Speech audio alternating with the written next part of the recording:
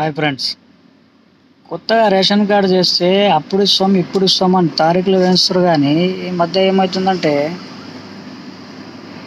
ఎక్కడ పోయి అడిగినా 5,000 ఇవ్వండి, వచ్చే నెల నుంచే మీకు రేషన్ వస్తుంది, కార్డు వస్తుంది అంటే 5,000 ఇస్తేనే వస్తుందంట, లేదంటే ఇక అది అట్లనే పడి ఉంటుందంట.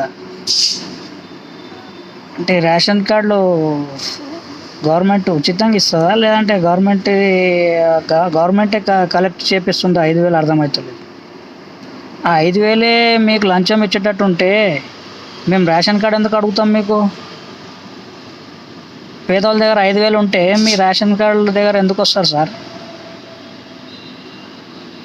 మళ్ళీ కొత్త బేరం స్టార్ట్ అయింది. 5,000 తీసుకొని రేషన్ కార్డు ఇచ్చుడు. ఎక్కడ పోయి అడిగినా 5,000 ఇవ్వండి, రేషన్ కార్డు వచ్చే నెల నుంచే మీకు వస్తుంది, వచ్చే నెల నుంచే మీకు రేషన్ ఇస్తారు. ఇది స్టార్ట్ చేసారు సార్. ఫ్రెండ్స్, ఇది కొంచెం ఎక్కువగా షేర్ చేయండి. ఇది గవర్నమెంట్ దాకా వెళ్ళాలి. గవర్నమెంట్ కుట్రనా మళ్ళీ ఏంది ఇది? ఈ ఆన్లైన్ వాళ్ళు చేసుకుంటున్నారా ఏంది కథ? ఏ ఆఫీస్ దగ్గర పోయి అడిగినా సర్వెంట్లు కూడా 5,000 ఇస్తే తొందరనే అయిపోతుంది, రేపే వస్తుంది అంటున్నారు. ఇట్లా అయితే నెక్స్ట్ రావడం కష్టమే ఇక కాంగ్రెస్.